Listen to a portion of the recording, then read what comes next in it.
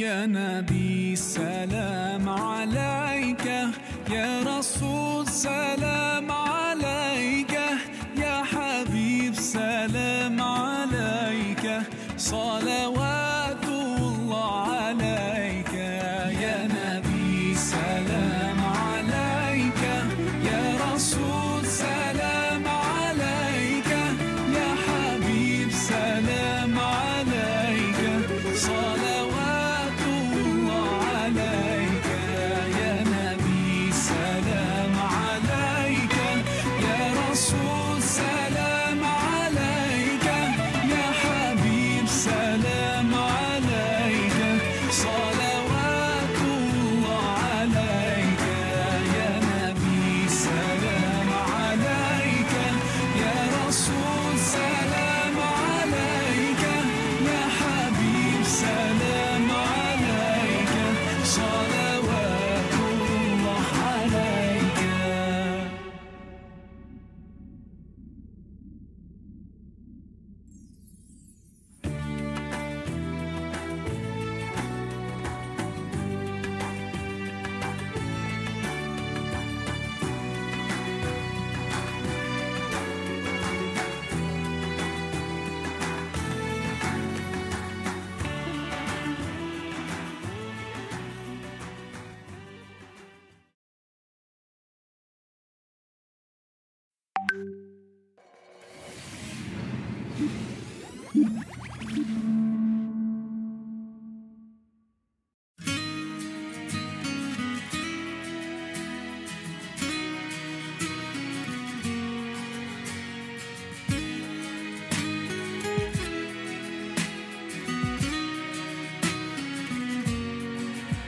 I remember when I first met you, I felt that God answered my call. There was that one place I always thought about, and I just wanted to be there with you. The place that no eye has ever seen, the place that no heart has ever perceived. I had a great feeling inside of me that one day I'll be there with you. And now that we're here, feeling so good about all the things that we went through, knowing that God is pleased with us too. It's not a dream, this is so true. Feeling the peace all around, seeing things we can never imagine, hearing the sound of rivers flow, and we know we'll be here forever. The feeling is indescribable, knowing that this is our reward. Do you remember the hard times we went through, and those days we used to argue, but there was not one thing that could bring us down, 'cause we always had in our minds the place that no eye has ever seen, the place that no heart has ever perceived, the place we've been promised to live in forever. And best of all, it's just me and you. And now that we're here, feeling so good about all the things that we went through, knowing that God is pleased with us too. It's not a dream, this is so true. Feeling the peace all around, seeing things we can never imagine, hearing the sound of rivers flow, and we know we'll be here forever. The feeling is indescribable, knowing that this is our reward. I remember us praying at night and just dreaming about this together. I'm so blessed to have you in my life, and now we can enjoy these blessings forever. Paradise is where we are now.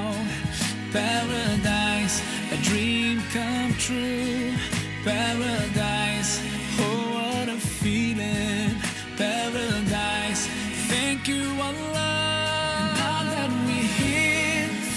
feels so good about all the things that we went through, knowing that God is pleased with us too. It's not a dream, this is so true. Feeling the peace all around, seeing things we can never imagine, hearing the sound of rivers flow, and we know we'll be here forever. The feeling is indescribable, knowing that this is our reward. I remember when I first met you, I felt that God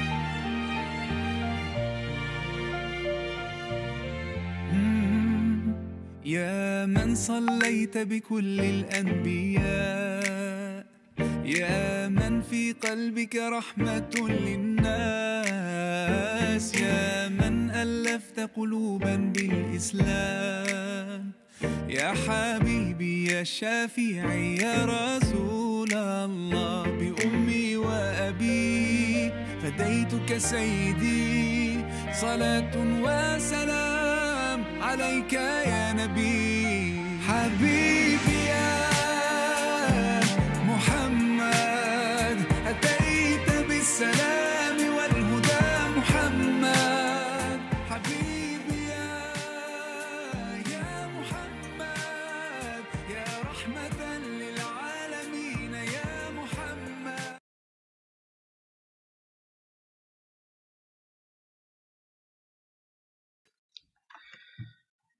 Baik, selamat pagi Bapak Ibu. Assalamualaikum warahmatullahi wabarakatuh.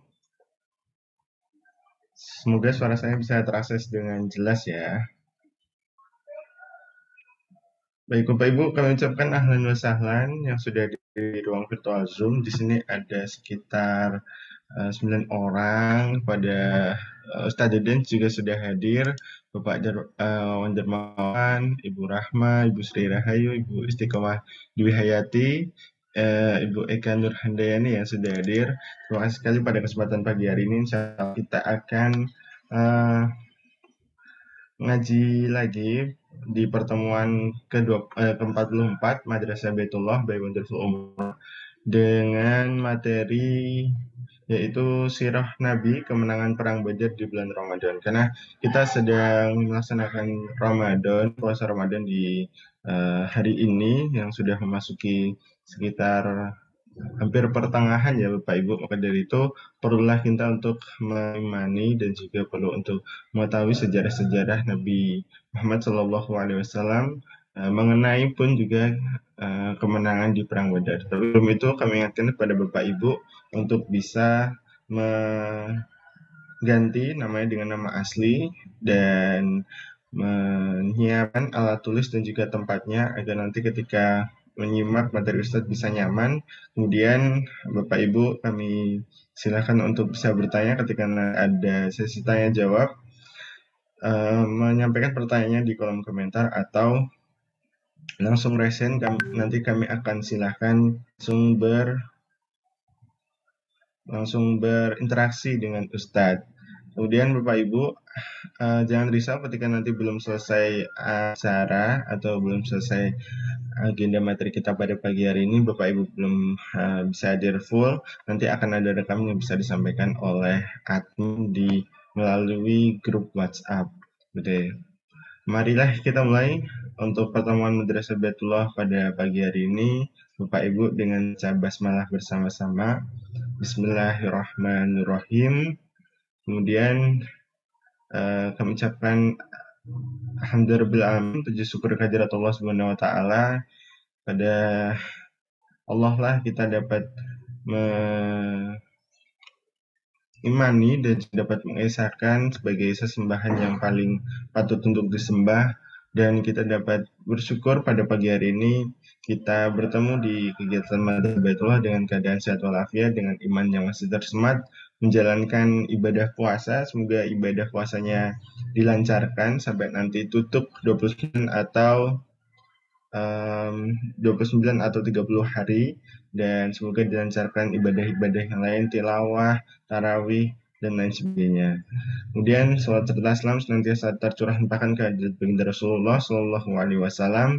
Pada beliau senantiasa kita dapat terus untuk bisa meneladani peringatan-peringatan terbaik dari contoh yang terbaik, dan semoga saja kita berharap nantinya di yaumil akhir bertemu dengan beliau dan mendapatkan syafaat beliau. Amin ya rabbal alamin. Bapak Ibu, pada pagi hari ini kita akan dibersamai oleh Ustadz Deden Anjar Hediansah MHum, yang pada pagi hari ini kita akan membahas mengenai tema Sirah Nabi, kemenangan Perang Badar di bulan Ramadan. Dan beliau, Ustadz Deden Anjar Hediansah, juga sudah hadir pada pagi hari ini. Saya sapa terlebih dahulu, apakah sudah bisa tersambung suaranya? Assalamualaikum warahmatullahi wabarakatuh. Ustadz Deden, apakah sudah bisa tersambung? Waalaikumsalam warahmatullahi wabarakatuh. Baik, sudah terdengar dengan jelas ya Ustadz? Dengar. Baik, langsung saja untuk sesi pada kesempatan pagi hari ini akan disampaikan oleh Ustadz Deden Anjar Hediansah MHum. Maka dari itu Bapak Ibu disiapkan untuk bisa menyimak dengan baik tempat dan juga alat tulisnya, sehingga nanti informasi dan ilmu yang didapatkan dapat langsung bisa dicatat. Pada Ustadz Deden Anjar Hediansah MHum, kami silahkan. Baik, syukran. Bismillahirrahmanirrahim. Assalamualaikum warahmatullahi wabarakatuh. Waalaikumsalam warahmatullahi wabarakatuh. Alhamdulillahil qawiyil azim ar-raufir rahim. Yaqdi bil haqqi wa yahkumu bil adli wa huwa ahkamul hakimin. Wa asyhadu an la ilaha illallah wahdahu la syarika la syahadatan arjun najata minal adabil alim wal fawza bin na'imil muqim. Wa asyhadu anna Muhammadan abduhu wa rasuluhu alladzi addal amanah wa ballagha risalah wa nasa hadhil ummah wa jahada fi sabilillahi haqqa jihadi hatta atanal yaqin. Allahumma salli wa sallim wa barik ala sayyidina Muhammadin wa ala alihi wa ashabihi ajma'in wa man tabi'ahum ala siratul mustaqim, amma ba'd. Bapak Ibu sekalian yang dirahmati Allah Subhanahu wa taala, alhamdulillah pada pagi hari ini Allah masih melimpahkan kepada kita semua karunia rahmat, kesempatan, kesehatan, keistiqomahan, yang dengan semua itu kita masih bisa menjalankan kewajiban kita, terkhusus di bulan Ramadan ini, bulan yang Allah janjikan Allah akan melipat gandakan setiap amal soleh yang kita lakukan. Mudah-mudahan kita semua bisa memanfaatkan hari-hari di Ramadan ini dengan sebaik-baiknya, mengisinya dengan berbagai amal kebaikan, berbagai macam amal soleh, sehingga kita menjadi orang-orang yang berbahagia, orang-orang yang beruntung ketika kita mengakhiri Ramadan kita kelak. Bapak Ibu sekalian yang dirahmati Allah Subhanahu wa taala, pada pagi hari ini insya Allah kita akan membahas salah satu peristiwa yang terjadi di bulan Ramadan 14 abad yang lalu, yaitu peristiwa Perang Badar. Tentu kita banyak sekali mendapatkan ibrah, mendapatkan pelajaran dari Perang Badar ini, yang sebetulnya ini tidak sekedar berkaitan dengan peristiwa bertemunya dua pasukan, antara pasukan kaum muslim dengan pasukan orang-orang kafir. Tetapi di luar itu semua, banyak pelajaran yang bisa kita ambil yang sebetulnya nilai-nilainya bisa kita terapkan pada kehidupan kita hari ini. Sehingga pada pagi hari ini kita berikhtiar untuk bisa menyerap semua ibrah, semua pelajaran dari peristiwa Perang Badar itu. Ya, mudah-mudahan Allah Subhanahu wa taala limpahkan kepada kita ilmu yang bermanfaat, ilmu yang bisa menjadi petunjuk bagi kita, memberikan arah pada kehidupan kita. Baik, Bapak Ibu sekalian dirahmati Allah Subhanahu wa taala, Perang Badar adalah perang yang pertama kali dilalui oleh umat Islam bersama dengan Rasulullah SAW pada tahun kedua Hijriah. Ketika umat Islam pertama kali mendapatkan syariat puasa. Jadi terjadinya perang Badar itu bersamaan dengan ditetapkannya puasa pada tahun itu.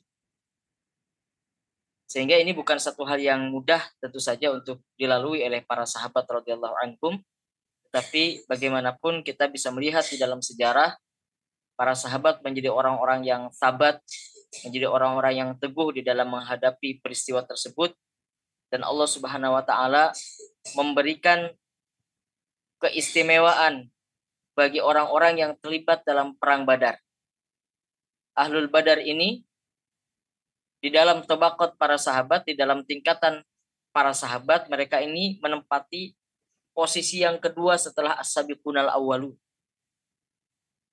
Jadi ada tingkatan-tingkatan di kalangan para sahabat itu. Tingkatan yang paling tinggi itu adalah as-sabiqunal awwalu. Mereka orang-orang yang pertama-tama masuk Islam, yang berjuang bersama dengan Rasulullah SAW sejak awal. Mereka menghadapi dan merasakan situasi-situasi berat saat awal-awal dakwah. Maka mereka menempati posisi paling puncak dari kalangan para sahabat radhiyallahu anhu. Ya tentu saja di antara mereka ada yang berlapis ya. Para sahabat ada yang as-sabiqunal awwalun sekaligus juga ahlul badar. Misalnya Abu Bakar, ya, Umar, Utsman, sahabat-sahabat senior itu mereka as-sabiqunal awwalun dan juga terlibat di dalam perang Badar. Mohon maaf kalau Utsman tidak terlibat ya, karena Utsman di perang Badar itu absen karena ditugaskan oleh Rasulullah SAW untuk menemani istrinya yang tiada lain putri Rasulullah SAW yang saat itu sedang sakit. Jadi Utsman tidak termasuk ahlul Badar. Nah, jadi ada yang berlapis para sahabat, mereka adalah as-sabiqunal awwalun di satu sisi, mereka juga, dan di sisi lain mereka juga adalah ahlul Badar. Nah, tingkatan yang kedua setelah as-sabiqunal awwalun itu adalah ahlul Badar. Orang-orang yang terlibat di dalam perang Badar. Mereka adalah orang-orang yang Allah istimewakan. Sehingga menempati posisi yang sangat tinggi bahkan di kalangan para sahabat radhiyallahu anhu. Kemudian posisi yang ketiga adalah posisi orang-orang yang terlibat dalam perjanjian Hudaybiyah atau di dalam peristiwa Bai'atur Ridwan, ya. Dalam peristiwa Bai'atur Ridwan itu satu rangkaian, perjanjian Hudaybiyah dan Bai'atur Ridwan itu satu rangkaian. Nah, mereka menempati posisi yang ketiga. Dan yang terakhir adalah mereka orang-orang yang baru masuk Islam setelah Fathu Mekah. Para sahabat yang baru berislam setelah Fathu Mekah. Nah, jadi kesimpulannya bahwa para ahlul Badar ini mereka diistimewakan oleh Allah dan Rasul-Nya karena mereka telah melewati satu situasi berat dan mereka berhasil di dalam menjalankan tugas dan kewajibannya sebagai seorang mukmin saat itu, berjuang berjihad di jalan Allah Subhanahu wa taala dengan semua kesulitan dan tantangan yang mereka hadapi pada perang Badar itu. Bapak Ibu sekalian dirahmati Allah Subhanahu wa taala, faktor yang memicu perang Badar ini sebetulnya adalah satu gerakan yang dilakukan oleh Rasulullah SAW.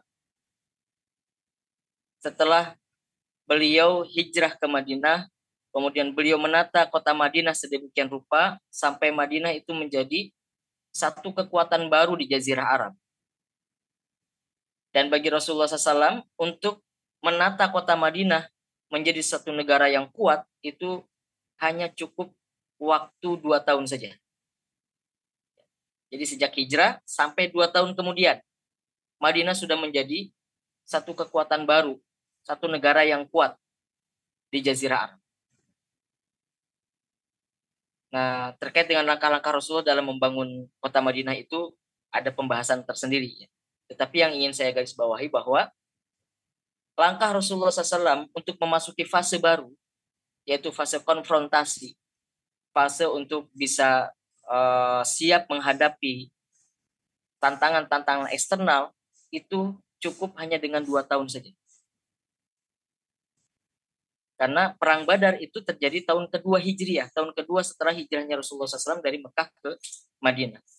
Ini mengindikasikan bahwa Rasulullah dan kaum muslimin di tahun kedua Hijriah itu mereka sudah siap untuk menghadapi kekuatan eksternal. Jadi secara internal sudah kondusif, sudah tertata dengan baik. Sehingga Rasulullah SAW memutuskan untuk mulai mampu menghadapi tantangan-tantangan eksternal. Dan saya kira langkah ini tidak akan diambil oleh Rasulullah SAW karena Rasulullah bukan orang yang gegabah.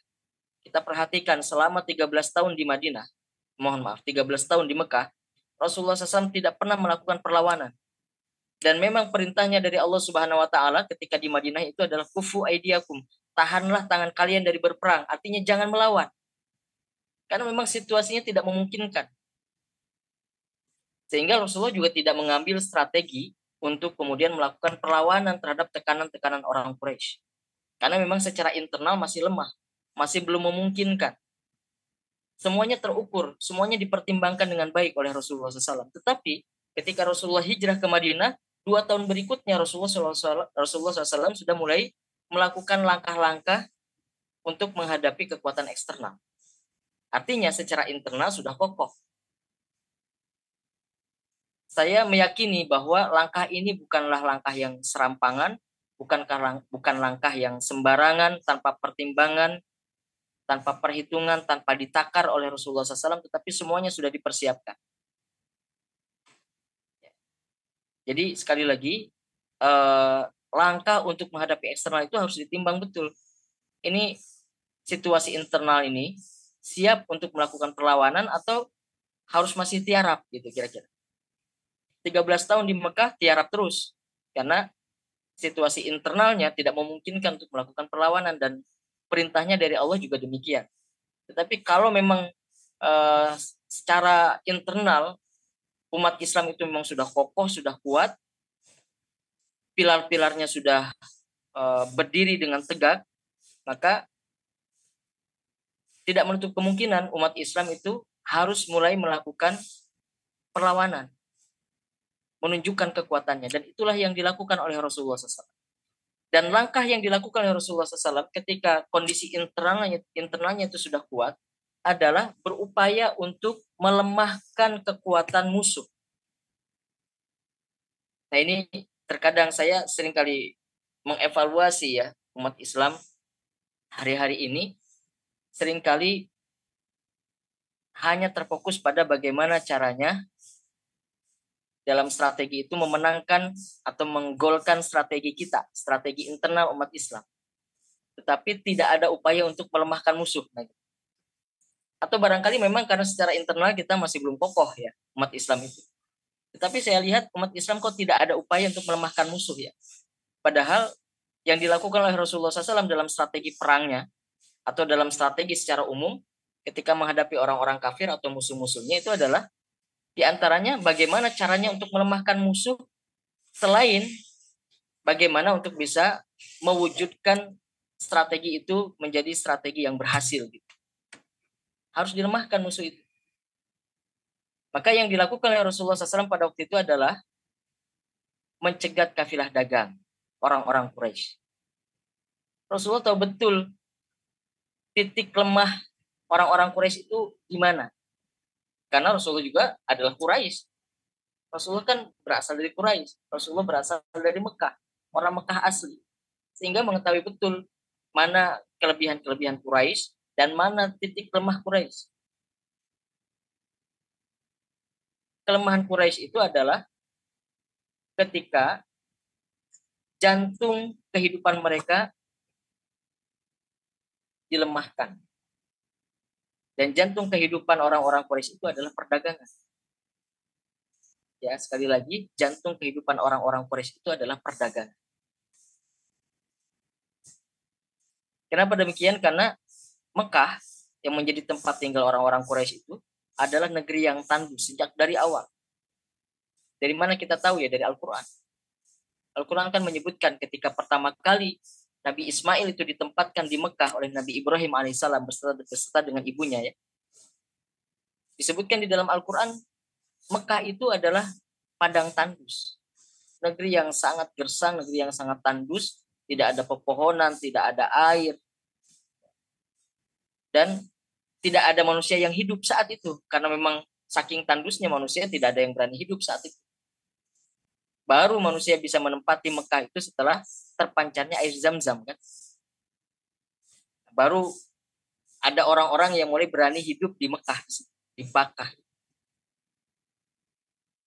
Nah, tapi sebelum itu tidak ada kehidupan. Sampai sekian waktu suasananya masih tetap sama, bahkan sampai hari ini ya Mekah masih tampak tandus. Ya. Hanya Zam-Zam yang menjadi sumber kehidupan mereka itu. Sampai hari ini juga demikian, Zam-Zam yang menjadi sumber kehidupan orang-orang Mekah. Nah, kalau sekarang sudah ditambah lagi dengan adanya Ka'bah ya di Mekah, sehingga menjadi destinasi, menjadi tempat tujuan dari banyak bangsa datang ke negeri Mekah. Kemudian dari situlah negeri Mekah menjadi kaya raya.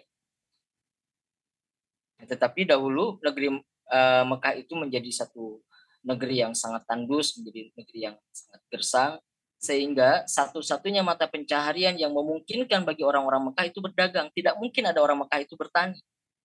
Tidak mungkin, mustahil saat itu ada orang Mekah itu menjadi petani, itu mustahil. Karena tanahnya tidak bisa ditanami. Berbeda dengan Madinah. Madinah itu masih relatif lebih subur. Di Madinah banyak petani kurma. Begitu juga di Taif. Taif itu lebih subur lagi. Di selatan ada Yaman. Itu negeri-negeri yang subur. Nah, makanya karakter orang Madinah dengan karakter orang Mekah beda. Mekah itu pedagang, Madinah itu petani pada umumnya. Ya. Nah, sehingga orang-orang Mekah itu sangat bergantung pada perdagangan. Tapi di sisi lain mereka ini adalah para pedagang hebat. Para pedagang tangguh ya. Orang-orang Mekah itu. Tetapi sekali lagi mereka sangat bergantung pada perdagangan. Oleh sebab itulah jantung kehidupan mereka ini harus dilemahkan. Maka oleh Rasulullah SAW, orang-orang Quraisy ini kafilah dagangnya itu diganggu. Ya. Qadarullah, Madinah itu kan terletak di sebelah utara Mekah. Dan jalur perdagangan orang-orang Quraisy itu Mekah ke negeri Syam. Dan jalur ini melewati sebagian dari wilayah Madinah. Kalau kita membaca di dalam surah Quraisy ya, di ilafi Quraisy ilafihim rihlatash syita'i was-shaif falya'budu rabb hadzal bait alladzi at'amahum min ju' wa amanahum min khauf. Allah menjelaskan tentang tradisi perjalanan dagang orang-orang Quraisy. Ya. Rihlatash syita'i was-shaif, perjalanan dagang pada musim panas dan pada musim dingin. Pada musim panas mereka ke negeri Syam, ke arah utara. Pada musim dingin mereka biasanya ke Yaman, ke arah selatan. Jadi ke negeri Syam, ke negeri Yaman, ke negeri Syam, ke negeri Yaman. Nah, ketika mereka menuju ke negeri Syam, ke utara, itu mereka melewati sebagian dari wilayah Madinah, karena Madinah berada di sebelah utara Mekah. Nah, disinilah letak strategisnya Madinah saat itu, berkaitan dengan rivalitas antara Quraisy dengan Rasulullah Shallallahu Alaihi Wasallam. Maka ketika orang-orang Quraisy berdagang menuju ke negeri Syam, itulah diganggu oleh Rasulullah SAW perdagangannya. Dicegat mereka supaya mereka menjadi lemah. Dan itu menjadi warning bagi mereka. Menjadi ancaman. Kira-kira pesannya begini, kalian jangan macam-macam dengan kami umat Islam di Madinah. Karena kalau kalian macam-macam, kalian akan kami ganggu perdagangan kalian, dan karenanya kalian akan menjadi lemah. Begitu kira-kira ancamannya begitu. Ini lagi-lagi terkait dengan strategi ya. Dan strategi itu berbagai macam upaya sebetulnya untuk melemahkan musuh. Nah, satu ketika Rasulullah SAW itu bermaksud untuk mencegat kafilah dagang yang dipimpin oleh Abu Sufyan. Kafilah itu terdiri dari 40 orang yang membawa 1000 ekor unta lengkap beserta dengan barang dagangan yang dibawanya. Jadi ada 1000 ekor unta lengkap dengan barang dagangan hanya dikawal oleh 40 orang. Kira-kira ini satu kelompok yang sangat mudah sebetulnya untuk dikalahkan. Maka berangkatlah Rasulullah SAW dari Madinah untuk mencegat kafilah dagang ini. Tetapi meleset ketika kafilah ini menuju ke utara, ke negeri Syam, tidak bisa bertemu karena sudah lewat. Jadi pasukan ini agak telat, pasukan Rasulullah SAW ini agak telat untuk mencegat kafilah dagang Abu Sufyan itu, sudah lewat. Akhirnya mereka harus menunggu lagi kapan kepulangan kafilah dagang Abu Sufyan itu. Ya. Nah, pada saat-saat kaum muslimin menunggu kedatangan kafilah Abu Sufyan ini, maka yang dilakukan adalah Rasulullah SAW mengirimkan mata-mata. Ini poin yang kedua yang penting. Jadi dalam setiap pertempuran, Rasulullah SAW itu selalu menugaskan pertama kali mata-mata, intelijen. Jadi intelijen itu bergerak lebih dulu dari yang lainnya. Sebelum pasukan bergerak, intelijen sudah bertugas dia. Ini pentingnya intelijen, spionase, mata-mata itu pentingnya di sini. Nah, saya tidak tahu ya, sekarang mata-matanya umat Islam itu sehebat apa gitu. Konon mata-mata terbaik itu kan milik Amerika ya, CIA, kalau tapi konon begitu. Mata-mata terbaik itu CIA. Yang kedua malah Israel, Mossad ya. Dulu ada mata-mata punya Uni Soviet, KGB. KGB ini saingannya CIA dulu ya. Kalau sekarang yang kedua adalah Mossad, konon miliknya Israel. Kita punya BIN ya, di Indonesia punya BIN. Saya tidak tahu ya, BIN itu jangan-jangan lebih banyak memata-matai bangsanya sendiri daripada memata-matai pihak luar gitu. Itu sangat penting, tugas intelijen itu sangat penting dalam berbagai macam aspek sehingga bisa membaca ya, bisa membaca pergerakan bangsa lain gitu, baik di ekonominya, pendidikannya. Itu kan sebetulnya perlu negara kita ini atau umat ini mendapatkan informasi-informasi tentang pergerakan pihak lain untuk bisa mengantisipasi. Jadi dalam prinsip perang tuh, satu pasukan yang buta terhadap kekuatan dan strategi musuhnya adalah pasukan yang pasti dikalahkan. Pasti. Sekali lagi, pasukan yang buta terhadap kekuatan dan strategi musuhnya itu pasti dikalahkan. Sebaliknya, pasukan yang sangat memahami strategi dan kekuatan musuhnya, dia akan menjadi pemenang. Karena dia punya cara-cara untuk mengantisipasi, bisa melakukan kontra strategi misalnya, dan seterusnya. Ya. Maka peran intelijen ini menjadi sangat penting. Peran mata-mata ini menjadi sangat penting. Nah, Rasulullah setiap pertempuran hampir selalu menugaskan pertama kali mata-matanya. Nanti di perang Badar, di perang Uhud, di perang Khandaq, dan seterusnya itu Rasulullah SAW selalu menugaskan pertama kali mata-mata. Nah, mata-mata ini kemudian bekerja. Ada 2 orang yang ditugaskan oleh Rasulullah SAW. Menariknya, ini ya, bagaimana di masa itu sensitivitas terkait dengan intelijen itu bisa sangat berkembang dengan sangat baik.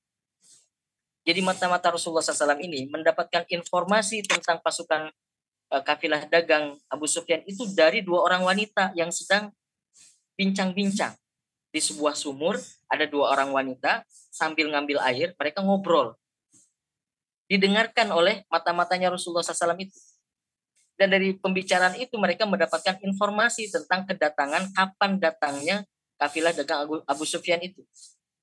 Bayangkan ya, seorang mata-mata bisa mendapatkan informasi dari pembicaraan 2 orang wanita yang sedang mengambil air di sumur.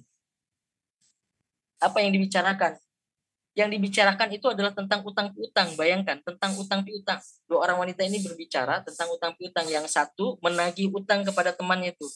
Kalau bahasa kita, kamu mau bayar utang kapan? Kamu kan punya utang sama saya. Kamu mau bayar kapan? Kata perempuan yang ditagih ini, kata dia, ya nanti akan saya bayar.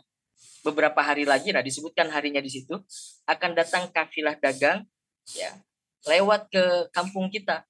Nanti saya akan bekerja kepada mereka dan upahnya akan saya gunakan untuk membayar utang saya.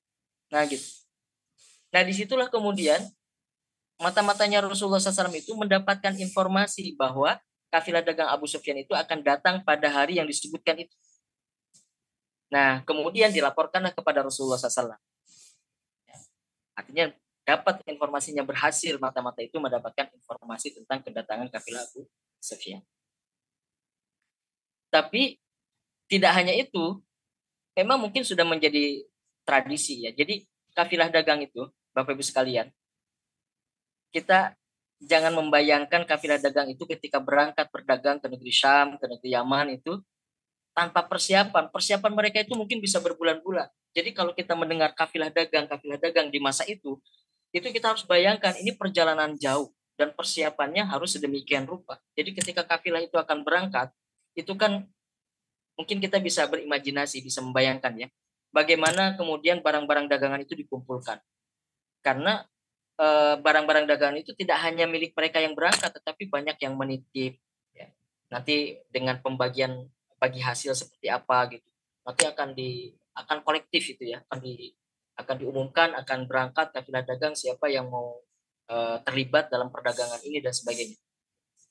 Baik. Nah, lalu nanti akan dipilih siapa yang menjadi pemimpin kafilahnya. Amir safarnya itu siapa gitu. Dipilih. Ada organisasinya di situ. Yang berangkat itu dibuat strukturnya. Ada yang pasti ya, yang hampir selalu ada di dalam struktur kafilah dagang itu. Yang pertama adalah pemimpin kafilah, Amir Safar. Yang kedua, penunjuk jalan. Penunjuk jalan ini dibutuhkan sewaktu-waktu kalau kemudian ada kondisi yang tidak memungkinkan, mereka harus mencari rute yang lain, maka penunjuk jalan ini yang bekerja. Ya. Jadi kalau Bapak Ibu sekalian ya mungkin pernah haji atau umroh melewati perjalanan dari Madinah ke Mekah itu ya. Atau dari Mekah ke Madinah itu ya. Itu kan sepanjang jalannya itu kan padang pasir luas gitu. Jadi kalau nggak punya ilmu tentang rute perjalanan bisa tersesat-sesat. Maka harus ada penunjuk jalan, penunjuk arah. Yang ketiga adalah bodyguard. Nah, bodyguard ini ditugaskan untuk sewaktu-waktu kalau ada bahaya ancaman daripada perampok, karena sering ada perampok ya di tengah perjalanan itu sering ada perampok. Maka bodyguard ini yang kemudian nanti bertugas. Dan yang terakhir ada intelijen. Ada mata-matanya. Kafilah dagang itu hampir selalu ada mata-matanya dan dia bergerak lebih dahulu daripada kafilah. Berjalannya lebih dulu. Nanti akan mengabarkan, menginformasikan di depan ada bahaya atau tidak. Kalau ada bahaya mereka segera kembali menginformasikan tidak boleh lewat jalur ini gitu. Nah, itu selalu ada. Jadi kafilah dagang itu memang disiapkan sedemikian rupa Bapak Ibu sekalian. Dan mungkin saya membayangkan itu sudah disiapkan berbulan-bulan sebelumnya, sebelum keberangkatan mereka melakukan perjalanan dagang itu. Ya. Baik, nah saat itu mata-mata Abu Sufyan juga bergerak. Ya, mereka lebih dulu berjalan mendahului kafilah.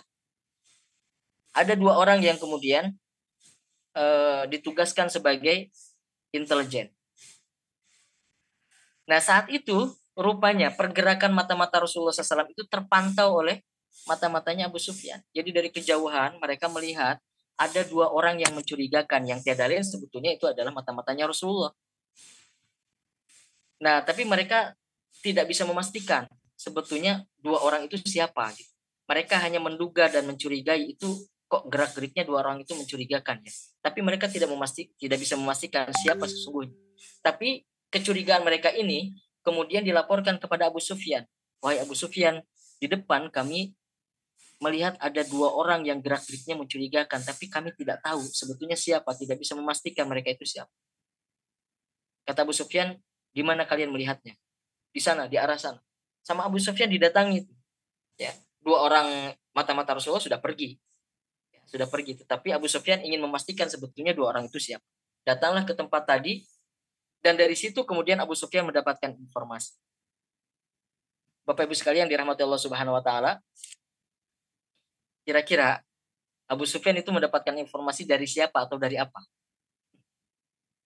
Uniknya, Abu Sufyan itu mendapatkan informasi dari kotoran unta. Dari kotoran unta. Jadi setelah dua orang ini kan menunggangi unta ya, dua orang mata-mata Rasulullah SAW itu menunggangi unta. Mereka pergi setelah mendapatkan informasi dari dua orang wanita yang sedang berbincang tadi. Mereka pergi menemui Rasulullah SAW. Tapi rupanya untanya buang kotoran di situ. Nah, oleh Abu Sufyan, kotoran unta itu dikorek-korek dengan sebatang kayu. Ya. Dikorek-korek begitu. Kemudian di dalam kotoran unta itu ada biji-bijian. Biji-bijian yang tidak lebur ya. Yang tidak lebur dimakan unta itu. Di dalam kotoran unta itu ada biji-bijian. Kemudian kata Abu Sufyan, ini adalah makanan untanya orang-orang Madinah. Biji-bijian ini ya berasal dari makanan unta yang dimakan oleh untanya orang-orang Madinah. Jadi yang tadi datang ke sini adalah orang Madinah dan sangat mungkin atau bahkan bisa dipastikan mereka ini adalah mata-matanya Muhammad. Jadi cerdas juga gitu. Abu Sufyan juga orang yang berpengalaman tentu saja. Dia pemimpin kaumnya juga. Maka setelah mereka menemukan satu fakta bahwa mereka ini sedang terancam, ya. Akhirnya Abu Sufyan kembali ke kafilahnya dan meminta agar penunjuk jalan mencarikan rute yang lain. Nah, maka kemudian diambillah rute yang baru yang itu tidak diprediksi sebelumnya oleh Rasulullah SAW. Nah, maka sebetulnya kafilah Abu Sufyan ini sudah selamat dari pencegatan yang dilakukan oleh Rasulullah SAW dan pasukan kaum muslim.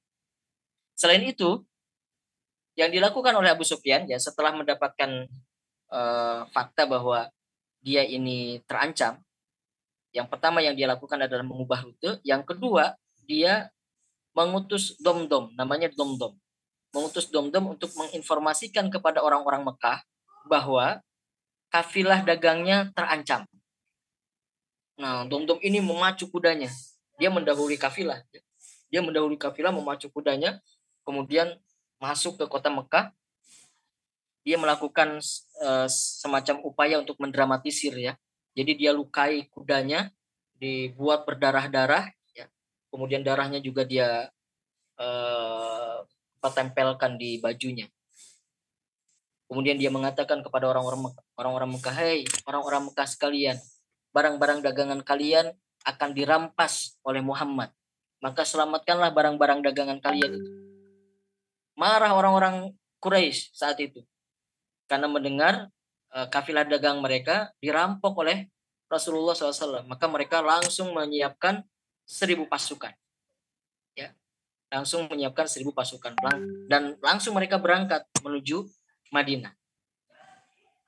Nah, sekarang bagi umat Islam ada dua pilihan. Ada dua pilihan bagi umat Islam. Pilihannya yang pertama, mengejar kafilah dagangnya Abu Sufyan. Masih bisa dikejar di rute yang baru itu. Mengejar kafilah dagang Abu Sufyan atau menghadapi pasukan Quraisy yang datang dari Mekah. Mana yang menjadi pilihan? Saat itu, sekali lagi, kafilah dagang Abu Sufyan itu jumlahnya 40 orang, membawa 1.000 ekor unta. Sedangkan pasukan kafir Quraisy yang datang dari Mekah jumlahnya 1.000 orang. Sedangkan kaum muslim jumlahnya hanya 313 orang. Mana yang mau dihadapi? Tentu secara logika ya, dan secara naluri manusiawi, naluri basyariahnya mesti yang mudah, ingin menghadapi yang mudah itu ya cuma 40 dilawan dengan 300 pasukan yang memadai lah. Cukup 300 pasukan melawan 40 pasukan. Tapi kalau harus menghadapi 1.000 pasukan yang datang dari Mekah yang memang mereka itu pasukan perang, sedangkan yang 40 orang itu hanya kafilah dagang, para pedagang, mereka ini bukan pasukan perang. Maka menjadi berat menghadapi 1.000 pasukan perang itu. Nah, maka saat itulah Rasulullah SAW mengumpulkan para sahabat, bermusyawarah, meskipun saya yakin Rasulullah SAW sudah mendapatkan perintah dari Allah Subhanahu Wa Taala, keputusan untuk memilih yang mana. Tetapi Rasulullah masih melibatkan para sahabat untuk bermusyawarah dengan mereka, untuk meminta pandangan mereka. Mana yang kalian pilih kira-kira? Nah, gitu. Kemudian tampillah Mikdad bin Amr saat itu. Kemudian tampil juga Sa'ad bin Abi Waqqas saat itu ya. Yang mereka menyatakan kesiapan untuk menghadapi pasukan yang datang dari Mekah. Ya. Mereka berdua ini mewakili Ansar dan Muhajirin. Mereka mewakili Ansar dan Muhajirin. Jadi yang pertama muncul itu adalah Mikdad. Mikdad bin Amr itu berasal dari Muhajirin. Tapi Rasulullah masih bertanya, bagaimana menurut kalian? Nah, ini sebetulnya isyarat kepada orang-orang Ansor. Apakah orang-orang Ansor sepakat atau tidak? Karena mayoritas yang ikut dari 300 pasukan itu yang bersama dengan Rasulullah SAW itu mayoritasnya adalah orang-orang Ansor. Sedangkan orang Muhajirin itu hanya sekitar belasan orang. Ya, yang lainnya adalah orang-orang Ansor. Dan di dalam perjanjian Ansor dengan Rasulullah SAW itu tidak ada poin bahwa orang Ansor akan membantu Rasulullah SAW di luar kota Madinah. Gitu. Kalau di dalam kota Madinah orang Ansor akan membela, tetapi di luar kota Madinah orang-orang Ansor tidak terikat perjanjian dengan Rasulullah SAW. Artinya, kalaupun mereka pada saat itu misalnya memutuskan untuk saya tidak ikut, saya kembali saja ke kota Madinah. Gitu. Itu mereka dianggap tidak menyelisihi perjanjian mereka dengan Rasulullah SAW. Ya, tetapi disitulah justru ujiannya. Ya, makanya Rasulullah bertanya kepada orang-orang Ansor ini, kira-kira menurut kalian bagaimana? Tapi alhamdulillah saat itu Sa'ad bin Abi Waqqas yang mewakili kaum Ansor menyatakan siap untuk bersama dengan Rasulullah SAW. Ya, maka akhirnya keputusannya mereka mengabaikan kafilah dagang Abu Sufyan dan kemudian menghadapi pasukan yang datang dari Mekah yang berjumlah 1.000 orang itu. Nah, sebetulnya di tengah jalan, orang-orang Quraisy itu sudah mengetahui bahwa kafilah dagang mereka itu selamat karena sudah mencari rute yang baru. Nah, kemudian terjadi pertikaian di antara mereka sendiri. Di antara mereka ada yang mengatakan, ya sudah kita kembali lagi saja ke Mekah, kan sudah selamat. Gak usah kita ribut-ribut lah, gitu kira-kira. Toh mereka itu juga saudara kita sendiri kan. Orang-orang yang hijrah itu kan sebetulnya orang-orang Mekah sendiri, ada yang kerabat mereka, ada yang keponakan mereka, ada yang paman mereka gitu. Maka nggak usah kita ribut-ribut lah. Tapi yang lainnya dan mayoritas mereka tetap bersikukuh untuk melanjutkan pertempuran, melanjutkan perjalanan mereka menuju ke kota Madinah. Akhirnya keputusan inilah yang diambil. Kemudian mereka sampailah di Badar. Sebelum itu Rasulullah SAW dan para sahabat sudah membuat strategi. Saat itu Khobab bin Munzir bertanya kepada Rasulullah SAW ketika Rasulullah memilih satu tempat di Badar. Kata Khobab, wahai Rasulullah, apakah ini keputusan dari Allah strategi ini atau keputusan darimu? Kata Rasulullah, ini dari. Maka kalau begitu bolehkah saya memberikan saran, kata Khobab bin Al-Munzir. Bagaimana, kata Rasulullah? Ya, kita pindah tempatnya di sebelah sana. Kita tempati tempat yang dekat dengan sumur yang paling besar atau mata air yang paling besar. Kemudian kita tutupi mata air yang kecil yang nanti tidak bisa diakses oleh orang-orang kafir Quraisy. Nah, nanti ketika kecamuk perang itu terjadi, orang-orang Quraisy itu kehausan. Mereka tidak mendapatkan suplai minum. Sedangkan kaum muslimin yang menguasai mata air terbesar di sumur Badar itu. Ya, ini menjadi satu strategi dan pelibatan para sahabat yang dilakukan oleh Rasulullah SAW di dalam menentukan strategi. Bahkan Rasulullah ya ikut usulan ya saran dari sahabatnya, mengikuti usulan dan saran dari sahabat untuk satu keputusan yang sangat penting ya. Itu keputusan yang sangat penting. Ya Rasulullah mendengarkan apa yang menjadi saran dari sahabatnya. Dan rupanya ini saran yang sangat tepat ya. Dan sangat strategis. Orang-orang kafir Quraisy ketika berangkat dari Mekah itu sudah mempersiapkan segalanya, termasuk juga mereka membawa para biduan, kemudian alat-alat musik. Ya.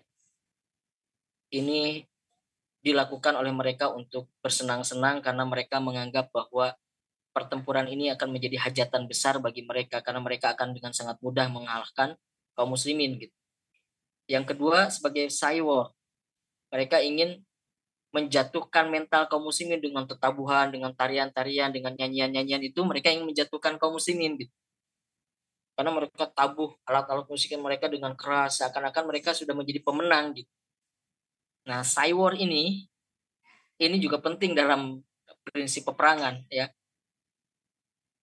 Perang mental, bagaimana menjatuhkan mental lawan. Ada satu ungkapan mengatakan kemenangan di medan jiwa adalah kemenangan di medan yang sesungguhnya gitu ya. Jadi kalau mentalnya itu sudah mental menang, biasanya menang. Tapi kalau mentalnya kalah sejak awal ya kemungkinan juga akan menjadi pecundang, akan menjadi kalah. Akan menjadi pihak yang dikalahkan. Kita lihat tuh kalau ada pertarungan-pertarungan seperti tinju itu ya, UFC gitu. Sebelum bertanding kan mereka berhadap-hadapan gitu ya. Saling pandang gitu. Nah itu cyborg sebelum pertandingan dilakukan mental lawan harus jatuh dulu. Ya. Nah, orang Quraisy memaksudkan demikian.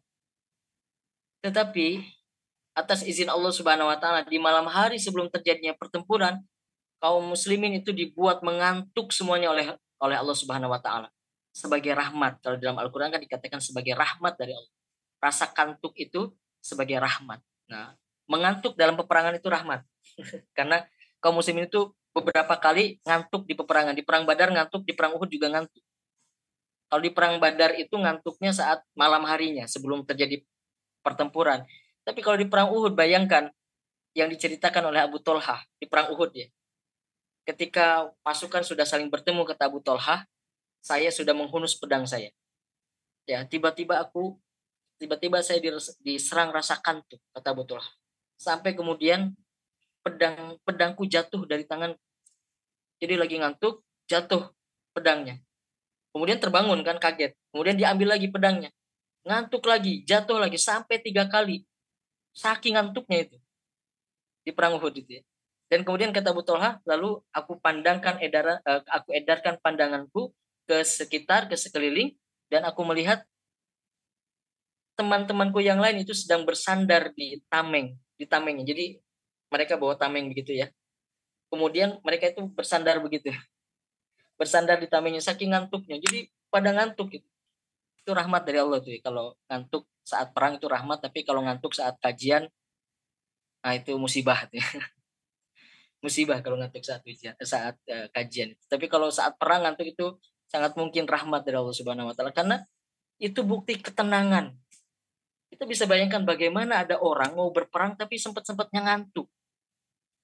Kan mestinya mustahil, yang ada adalah deg-degan, takut, tegang. Mungkin kalau orang-orang kafir itu kan dikatakan ya sebulan sebelum terjadi pertempuran mereka itu tidak bisa tidur. Gelisah mereka itu karena saking takutnya. Umat Islam itu besoknya mau perang, malamnya itu tidur pulas. Padahal orang-orang Quraisy di sisi sana mereka sedang berupaya untuk menjatuhkan kaum muslimin. Mereka tari-tariannya dilakukan, kemudian alat musiknya ditabuh keras-keras, bernyanyi-nyanyi, mereka bergembira, tertawa-tawa gitu, supaya terdengar sampai pasukan kaum muslimin. Ternyata kaum musliminnya sedang tidur pulas. Nah ini berdampak pada kondisi di pagi harinya. Karena mereka orang-orang kafir Quraisy juga sambil mabuk-mabukan kan mereka, sambil minum khamar gitu. Sedangkan kaum muslim ketika bangun di pagi hari mereka segar karena malamnya mereka maksimal istirahat. Nah, berhadap-hadapanlah dua pasukan itu, kemudian pertempuran diawali dengan mubarozah. Mubarozah itu tanding 1 lawan 1 dan hampir setiap pertempuran zaman dulu ya, pertempuran kuno pada masa dahulu ketika pasukan sebelum bertemu dalam kecamuk pertempuran selalu ada mubarozah, tanding 1 lawan 1. Siapa jagoannya sana dan siapa jagoannya sini. Mereka nanti bertarung dilihat oleh semua pasukan gitu. Nah, itu biasa, mubarozah namanya. Mubarozah. Nah, saat itu perwakilan dari kaum muslimin itu ada 3 orang ya. Ali bin Abi Thalib, kemudian Hamzah bin Abdul Muttalib, kemudian Abu Ubaidah bin Harith. Mohon maaf, Ubaidah bin Harith, bukan Abu Ubaidah. Ubaidah bin Harith, 3 orang. Dari pasukan kafir juga 3 orang. Mereka tanding 1 lawan 1 Hamzah dengan mudah mengalahkan lawannya, Ali juga dengan mudah mengalahkan lawannya. Nah, Abu Ubaidah ini seri. Ubaidah bin Harith ini seri. Ketika Ubaidah sudah berhasil menusuk lawannya, ternyata lawannya masih sempat menyabetkan pedangnya dan kemudian akhirnya terkena di pembuluh darah Ubaidah bin Harith. Tapi kemudian setelah itu dibantu oleh Ali dan Hamzah dan Ubaidah meninggal di pertempuran. Nah, saya mencermati Ali ya. Ali bin Abi Thalib itu selalu menjadi perwakilan dari kaum muslim ketika ada mubarozah. Di perang Badar Ali tampil, di perang Uhud Ali juga tampil. Nanti di perang Khandaq Ali juga tampil. Ya. Tanding dengan Amr bin Wud itu ya, tanding 1 lawan 1. Jadi salah satu keistimewaan dari Ali bin Abi Thalib itu dia ahli bergulat, ahli berperang. Tanding 1 lawan 1. Nah, sedangkan di belakang pasukan kaum muslimin, Rasulullah SAW dengan sangat serius berdoa kepada Allah Subhanahu wa taala. Berdoanya itu dengan cara ilhah. Ilhah itu adalah doa yang terus-menerus dan ngotot istilahnya. Terus-menerus diulang-ulang doanya, diulang-ulang. Nah, itu ilhah.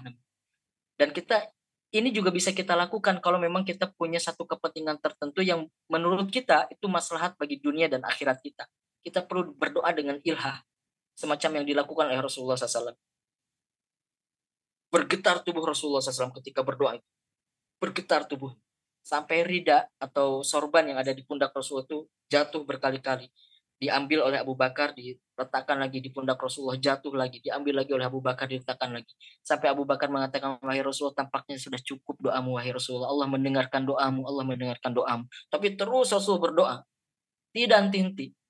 Yang diucapkan diantaranya oleh Rasulullah SAW adalah, ya Allah, andaikan engkau tidak memberikan kemenangan kepada kami hari ini, maka engkau tidak akan lagi disembah di muka bumi ini.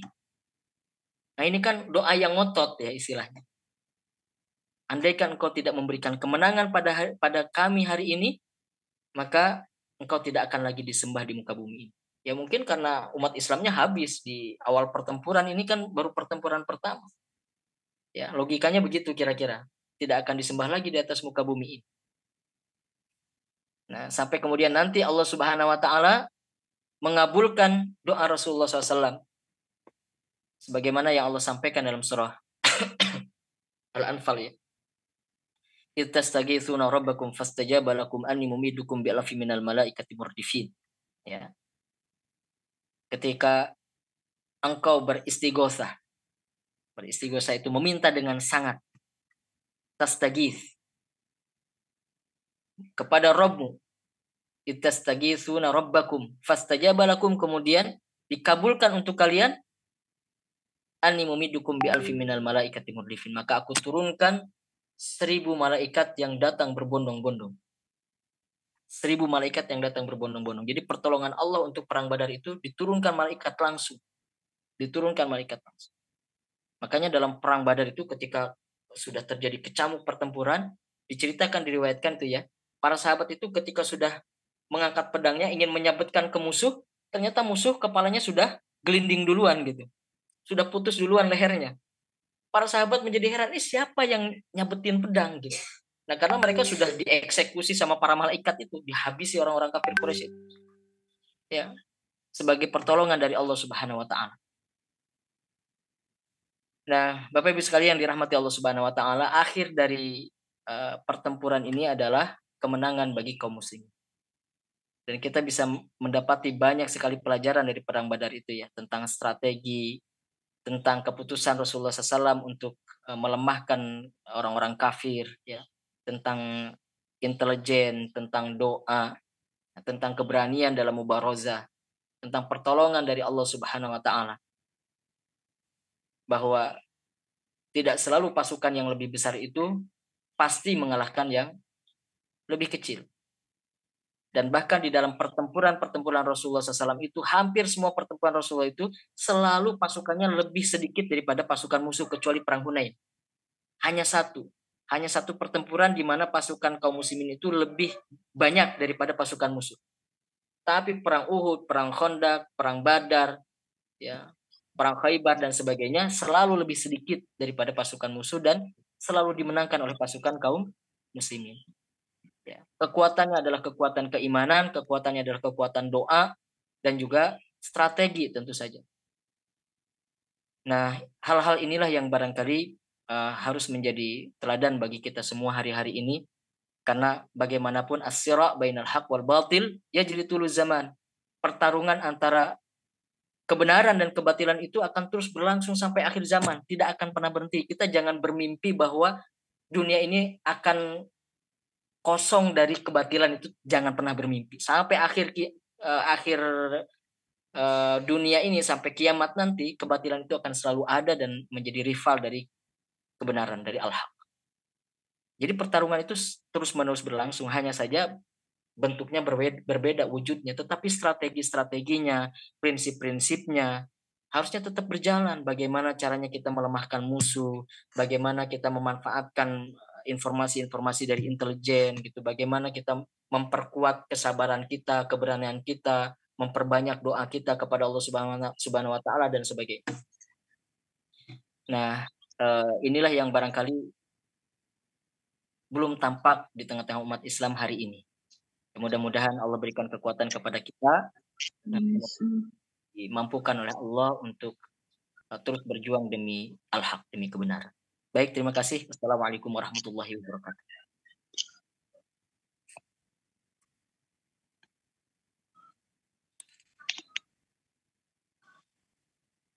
Saya kembalikan ke Mas Nizar. Mas Nizar ada?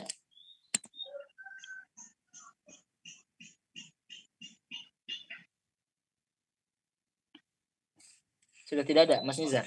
Oh, ada. Ya, Ustaz. Ya, terima kasih atas materi yang telah disampaikan Ustaz Jansa Anfum yang telah disampaikan pada pagi hari ini. Semoga materi yang disampaikan dapat memberikan kita ibroh di pelajaran-pelajaran disampaikan. Baik Bapak Ibu, sebelum kita melanjutkan ke sesi tanya jawab, sebelum itu kami umumkan di beberapa pengumuman. Itu yang pertama dari program yang Wonderful Umroh laksanakan. Yang pertama adalah program Umroh Akbar eksklusif bersama dengan Ustaz Dita Karyawan dan juga Ibu Ida Nurlaila di bulan Syawal tahun 2024 hanya sekitar 29 jutaan, dan marilah kepada Bapak Ibu yang niat untuk bisa umroh di bulan Syawal bisa bergabung di Umroh Akbar ini, karena nanti untuk kehabisan seat ya, karena seatnya terbatas. Kemudian ada juga haji khusus daftar sekarang berangkatnya 6-7 tahun lagi. Di spesial haji furoda juga ada daftarnya sekarang berangkatnya tahun depan. Kemudian dari Wonderful Umroh menyediakan kemitraan berkhidmat bersama dengan Wonderful Umroh, berbagi keuntungan bagi hasil profit, pembinaan market tools gratis, serta berangkat umroh gratis. Maka dari itu Bapak Ibu mari bisa bergabung dengan Wonderful Umroh, karena dengan Wonderful Umroh semua bisa ke Tanah Suci. Baik, kita lanjutkan untuk Bapak Ibu di sesi tanya jawab. Bagi Bapak Ibu yang berkenan untuk bisa bertanya, mungkin langsung bisa disampaikan melalui kolom komentar atau bisa di raise hand, nanti akan langsung disampaikan pertanyaannya kepada Ustadz Deden. Apakah ada Bapak Ibu?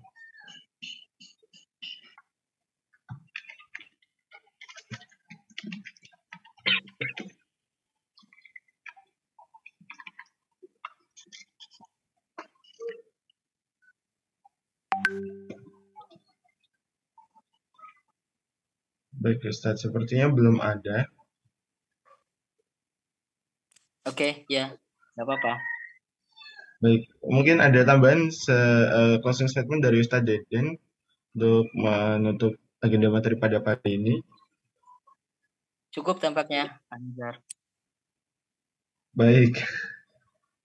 Terima kasih Ustadz atas materi yang disampaikan dan juga sudah bersama kita pada diskusi pada pagi hari ini. Semoga ilmu yang disampaikan dapat bermanfaat pada kehidupan sehari-hari kita. Dan saya Bapak Ibu mewakili panitia bertugas, apabila ada kekurangan mohon maaf. Kita akhiri dengan membaca hamdalah, alhamdulillahirabbil alamin, dan doa kafaratul majlis. Subhanakallahumma wa bihamdika asyhadu an la ilaha illa anta astaghfiruka wa atubu ilaik. Terima kasih. Ada kurang lebihnya mohon maaf. Wassalamualaikum warahmatullahi wabarakatuh. warahmatullahi wabarakatuh. Waalaikumsalam warahmatullahi Jazakumullah Ustaz. wabarakatuh. Semuanya Assalamualaikum Pak Deden. pamit. Assalamualaikum warahmatullahi wabarakatuh.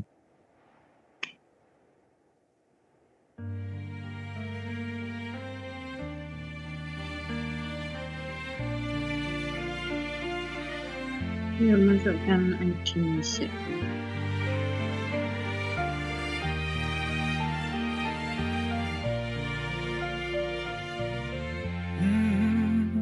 يا من صليت بكل الأنبياء، يا من في قلبك رحمة للناس، يا من ألفت قلوبا بالإسلام، يا حبيبي يا شافعي يا رسول الله، بأمي وأبي فديتك سيدي، صلاة وسلام عليك يا نبي. حبيبي يا محمد أتيت بالسلام والهدى محمد، حبيبي يا محمد يا رحمة للعالمين يا محمد، يا من حليت حياتنا بالإيمان، يا من بجمالك علمت الإحسان، يا من نورت قلوبنا بالقرآن، يا حبيبي يا شافعي يا رسول الله، بأمي وأبي فديتك سيدي، صلاة وسلام عليك يا نبي. حبيبي